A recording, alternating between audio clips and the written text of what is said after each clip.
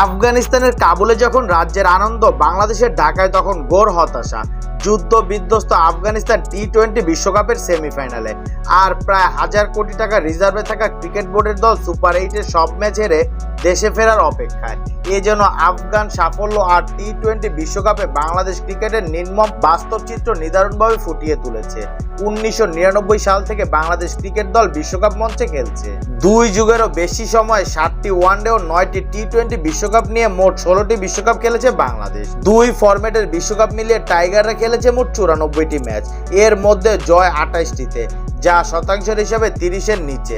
অন্যদিকে 2007 থেকে 15 পর্যন্ত 3টি বিশ্বকাপ খেলেছে আয়ারল্যান্ড। তারা 21 ম্যাচের মধ্যে 7টিতে জয় পেয়েছে, যা শতাংশের হারে বাংলাদেশের চেয়ে বেশি।